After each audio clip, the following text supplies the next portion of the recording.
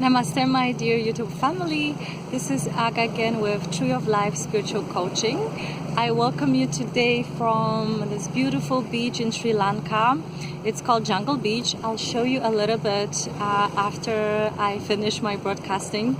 Merry Christmas, happy holidays to all of you around the world. I wish you wonderful, blissful entering of the new year. I have been traveling for almost a month and spent a little bit time in India and then went to Sri Lanka. I plan to spend a lot more time in India. However, the country is going through a process of demonetization. They're changing the currency. So it is very, very difficult to withdraw any money. So it was very hard to travel. I didn't have access to cash, and there were very long queues by ATMs everywhere, and limitations on how much you can withdraw. So it turned out to be a lot of hassle, and me and my travel partner decided to go to neighboring countries and perhaps come back to India.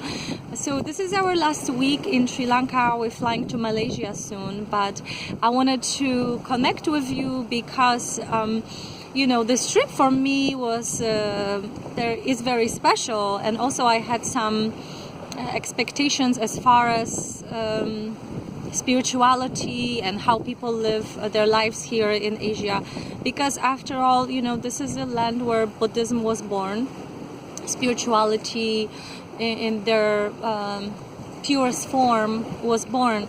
I have to say that it didn't live up to my expectations. There's a lot of temples, there is a lot of spiritual places that you can go to. Mainly temples, stupas, places of worship.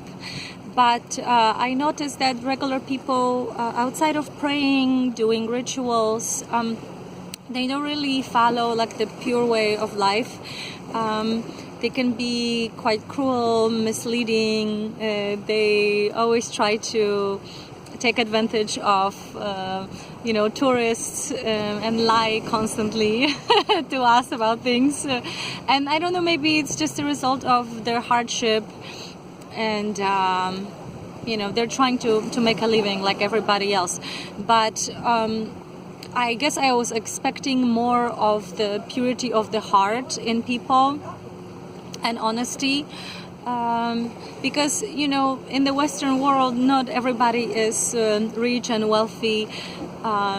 Like I chose the path of service and help. I'm not rich by any means, and when I'm here, when I'm looked at as some kind of source of income for everyone around, I feel like this experience is not exactly what I'm looking for as a spiritual healer, seeker myself, entering this beautiful sacred land.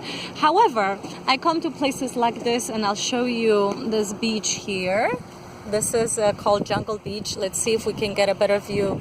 The sun already went down. There's still lots of people swimming. I was swimming there earlier. It's very tranquil, very beautiful. And I swam for a few hours, and this was my, my beach therapy, my sanctuary, my temple. So that's what I mostly do. I've been to several temples already. For tourists, there are different prices. You have to pay sometimes quite a bit to enter a temple. Some of them are free. So I experienced both, but there's a lot of commotion in the temples as well. Lots of people, monks doing their business, they're raising money as well. So you don't necessarily find a place where you can just be still. I do it in my room, I do it on the beach, I do it while swimming, and this is really my continuation of going within, because like I said, the reality quite differs from what we think that typical Buddhist devotee lives like. They definitely still are trapped in their mind and coming from the place of fear, trying to meet ends, having family to feed. And I understand all of that, but it's definitely not the way of Buddha. So this is something I wanted to share with you, because we have this, this view of the East, Oriental places as so pure, and it's not necessarily the truth. They're definitely beautiful people, very playful, easy to make contact with, We've been having a lot of great conversations. Also meeting foreigners. I'm in Gala right now, and Gala has this beautiful fort. When you enter the fort, you kind of feel like you're in Europe. Beautiful streets, very different than the life outside.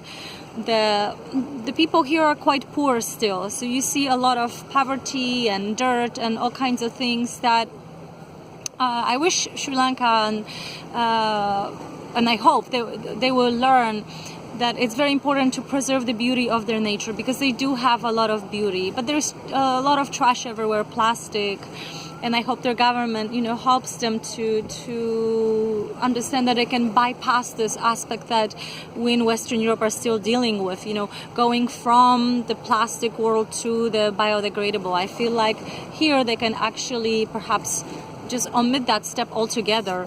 But it will take a few years of, teaching, and it seems like the government is playing a big role. But when you enter places that are well maintained and designed for tourists, like Gala Fort, you're in beautiful, pristine places, amazing restaurants, really nice spots, just to walk around. And also right by the beach, we saw a beautiful lighthouse. It was amazing. It's like a different country altogether.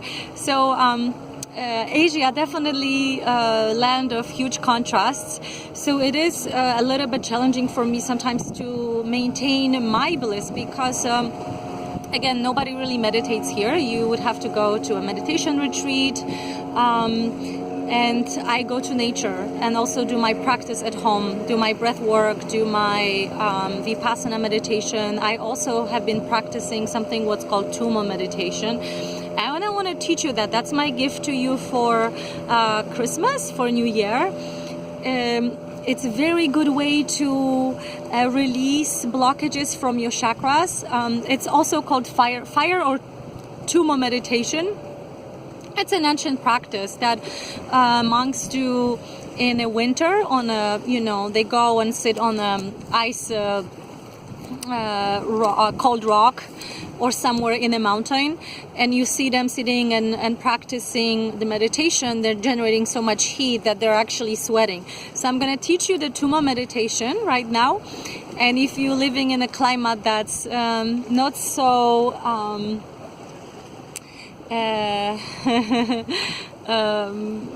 how can I say that? Not so giving, not so abundant as I am here in Sri Lanka. If you're in Chicago, like some of my clients, or if you're in Europe, Northern Europe, you can definitely use this method to generate heat. It helps immune system and all of the stuff, so you can actually enjoy winter. It's not just to maintain the temperature, but you will also feel warm and comfortable and blissful. So there's many benefits to it. So this is the basic instructions. You sit in comfortable position. I'm kind of sitting on the rocks here, so I'm not in my regular, half lotus, but I can try here for you. And, back straight is always very important, to have straight back.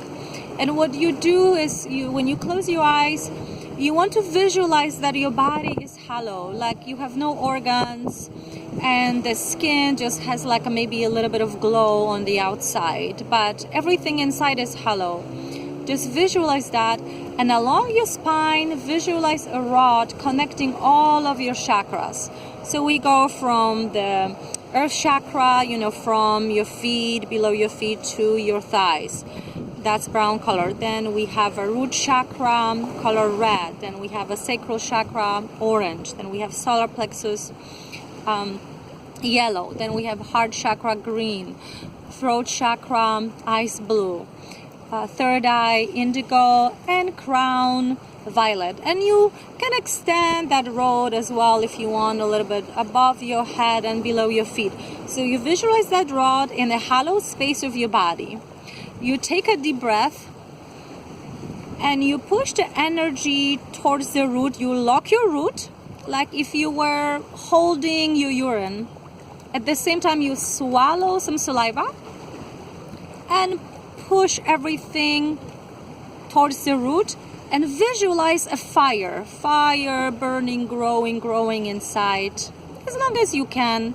See, I'm talking and I'm not breathing, so I have some practice.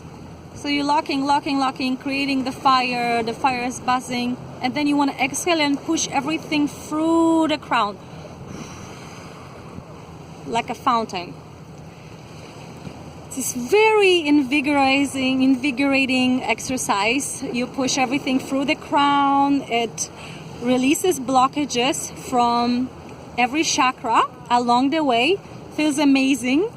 Really good in the morning. Or if you're cold, you are maybe at home after work, you got home from work and you have still things to do and you need to release everything from your day, from your work, from your family, from interacting with your partner, whatever the case may be. This is a very good way. So let's practice together. Hollow space, visualizing the rod along your spine with all the chakras. We're taking the breath, pushing everything towards the root chakra. Lock your root, squeeze the Kegel muscles. At the same time, swallow some saliva. Push everything down. Visualize fire, burning.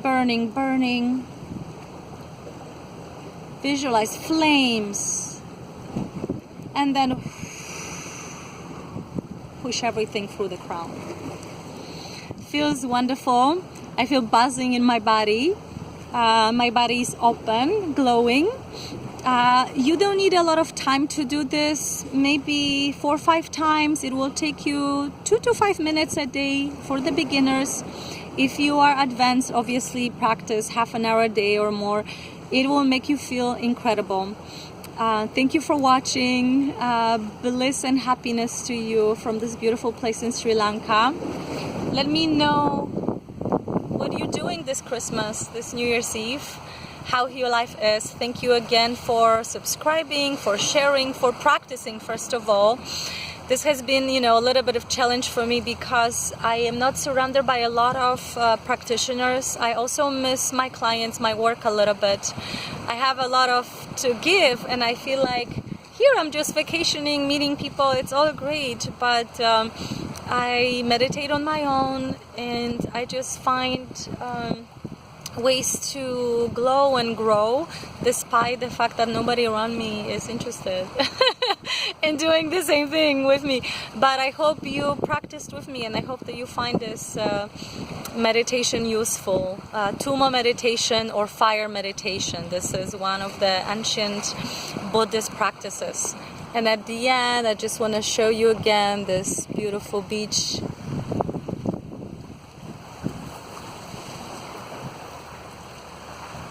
Lots of beautiful lush green around as well. Namaste everyone. I love you all. Wish you a blissful year, and I'll be in touch soon. Thank you for watching.